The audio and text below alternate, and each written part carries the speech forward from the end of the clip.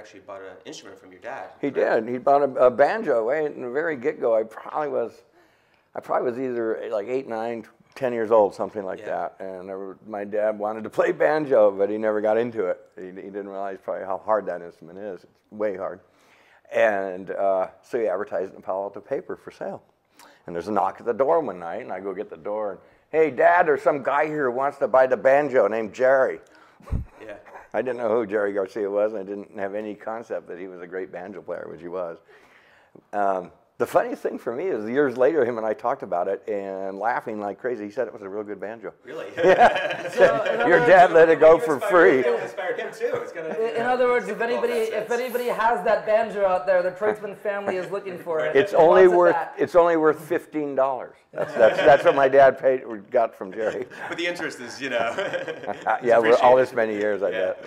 Well, I guess talking of that first time seeing him, with other people who would become part of the Grateful Dead for years. What struck you about Jerry that day, especially he was so early in his career? Was it his charisma, or just his raw talent, or what exactly do you remember about that original meeting? I remember it was charisma to the 100th power and talent, but he had this thing that he could captivate people in the best of ways.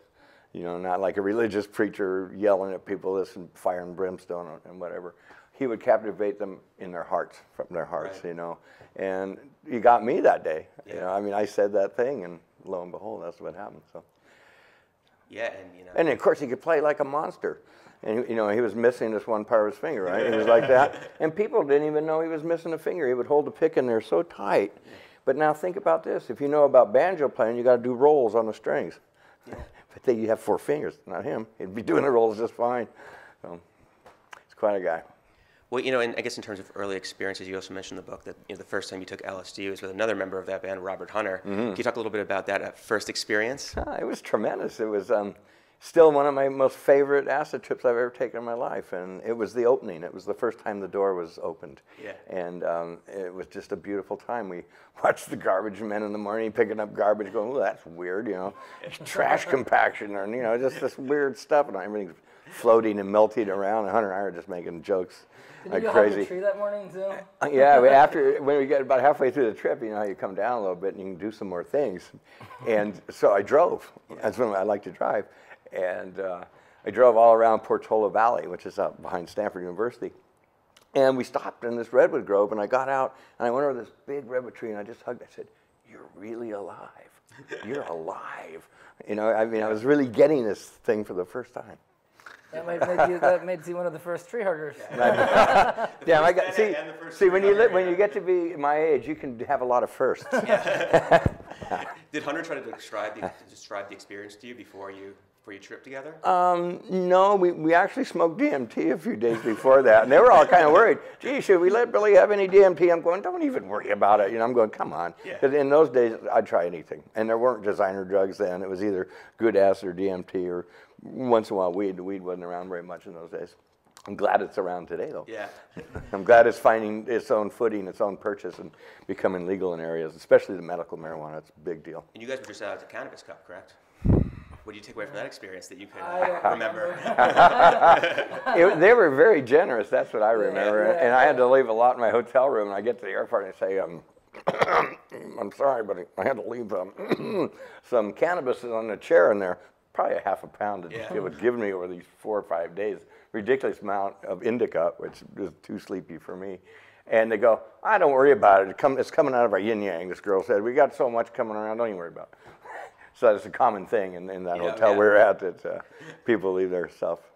We had fun there. What I really liked about it, more importantly than that story, I liked walking around with no sense of fear of lots of people, all kinds of people, all different, nationalities. Everything it was a great mix of people. And it was the first time I really saw that, besides at a Grateful Dead concert, when you see Deadheads out in the audience just feeling love for one another. This was, in a way, just like that. Everybody was there for the same kind of reasons, saying their pot was the best, or their this was the best, or their extractor was the best, whatever it was. Yeah, dabs. I saw a photo I don't on do dabs. Facebook or something of the convention center's floor, and it did look like a shakedown shoot. Everyone had their little booth, and Well, people were wandering between. And we walked around too, and of course a lot of people recognized Billy and whatnot, but he was free to walk about the cabin, so to speak. And so we went to all the booths and checked it out. And I remember thinking, hey, I did this when I was 16, but at a Grateful Dead show. Right. You know, and here, Billy, you bought like a vaporizer pen or something, and just a bunch of items at random booths, and it was really cool. Yeah, it was a nice one of those little pens that you put dabs in, whatever it's called, earwax or shatter. I like that the best. $20 was all the thing was going for. I mean, it was ridiculous. They charged you to get a free sample? Yeah, I did. Are you kidding? I really explained to you guys that they were so generous. It was ridiculous. Yeah, I didn't know what to do, you know, because I can't travel with that much. So I never travel with that much. Right. Yeah. I don't. I know. Well, you know, in terms of, I guess, you know, the book again, you know, I thought it was loaded with all these, you know, nice little Easter egg nuggets of stuff I didn't know. And one thing I didn't know was how close you were with John Belushi, you know, as a friend, and obviously the Blues Brothers opened for the Dead, and you guys appeared on Saturday Night Live and whatnot. You know, how did you guys first become friends? Can you talk a little bit about how your friendship, you know, evolved over the years? It's just like two kind of wild and crazy guys just were drawn to one another, you know. And I actually was a total fan. We were about to do the show, and I got from Tom Davis, who's a friend of mine, I got John's phone number, because he said John would probably want to hear from me. And Belushi was living here in the village somewhere. And I called him. He said, get over here right now. I went, God, because he was the first guy, let me explain this, that really made me laugh on television. Yeah. He conveyed that thing, the samurais, all this kind of stuff. Anyway, he made me laugh really hard, and I wanted to meet somebody who could make me laugh like that in person. I wanted to see what he was like, and God, he made you laugh in person even more, because there was in those days you couldn't use the F-bomb on television, right, especially national TV, but in public, and just when we hung out for 3 or 4 nights, blindly going everywhere, you'd be amazed at some things he would do. They're very funny. You know, and I always, you know, it was interesting. I remember, you know, when Dennis McNally's Grateful Dead book came out, it was the same time as the Saturday Night Live oral history. And it's funny because those two stories are very parallel in a lot of ways about these kind of rebellious entertainment entities that change the world. And it's amazing that at times these stories intersect with you guys hanging out and jamming late night and everything like that. As far as I could tell, when Billy was telling me about Belushi, I was like, well, let me get this right. So you both have dedicated audiences, underground followings, and you both like to party. Yeah. And what you forgot one thing, he was also a drummer first. Yeah. Really? Yeah. And improviser. For a joke, I gave him a drum pad and some sticks once, and you know, he could play, but he went on being an actor and stuff. And both Saturday Night Live and the Grateful Dead were built upon improvisation and being in the moment. Yeah. Never doing the same thing twice. It's funny, and the Blues Brothers, you know, covered a lot of stuff that the early Dead covered, like I'm a King Bee and some of these more blues-based songs and everything. Well, you know, we didn't write King Bee, right? Oh, no, so you cover around the same songs. I got you. Yeah. Arrangements, right? Right. And there was actually another story in the book about how he almost played with you one time, that he didn't quite make it to the stage, but he was backstage, you know, he almost played with the band, right? He never played with the band. He came in and sang a chorus on U.S. Blues. Right. And he timed it, just it was so fun. He timed it, he did a cartwheel, and you know, he was a big man. Yeah. And so there was this thunderous thing, cartwheeling over right up to the microphone in time to sing the chorus perfectly, right? And he did this cartwheel right in front of Jerry's mic. Jerry just stepped back, and everyone in the band I think a picture's in the book somewhere. Everybody's got the biggest smile on their face, like, holy cow, how does this guy do that?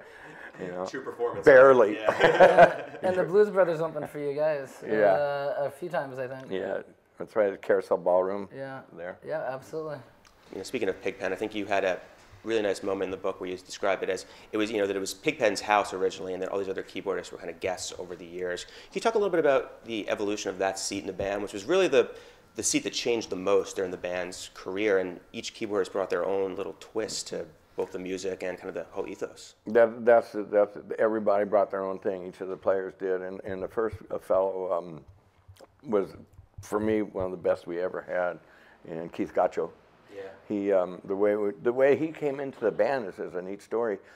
Jerry said, "Billy, get down to the studio right away. You got to hear this guy." And he'd called everybody else and could get a hold of me. Could only get a hold of me. I jammed down to our studio at 20 Front Street in San Rafael. And there's Jerry's playing with this guy, and he says, "Get on the drums." And Me and Jerry try to lose him. We try to play everything we can to fool him. He was our man. He was the guy, yeah. So that was that one. And everybody's different, like we said. But the other one was Brent Millen was one of my true favorites too.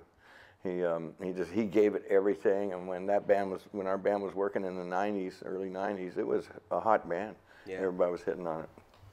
And his voice added to the whole mixture in a great way as well. Yeah, and man, he would sing so hard. And I mean, a lot of good singers do this. You could see his veins just popping out of his neck from the pressure he was exerting from his lungs.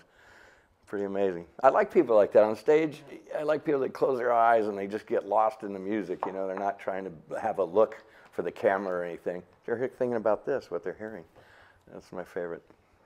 Yeah, this man changed my life 3 times. The first time was in 1991 when I tuned in, dropped out, and saw the Grateful Dead live at RFK. The second time he changed my life was when he said, "I'll take a chance on this kid and let him write my book with me." And then the third time was when he said, incredibly, that he needed me to be his manager. He never asked me, actually. He kind of told me. Well, you know, it's nice. We know each other really well. Yeah. I mean, there's no secrets. There's no getting to know each other. And after you work together for over 3 years, just how it goes. I make sure one of my rules about doing the book was I had to become best friends with my writer. Yeah. I mean, I had to make sure my writer wrote in my rhythm, didn't use multi-syllable words, you know, spoke like I do. And he got that. He got it really good, I think. I've led a kind of an unusual life. I was a 16-year-old kid when I started playing with the Grateful Dead. I was following my bliss. Jerry was the lead guitarist. I was the rhythm guitarist. If you don't have an ego, you can be the best #2 on the planet, and that's kind of what Bob became. The music was an adventure. The people were an adventurous group. You just had to see it to see it. Mine has been a long, strange trip.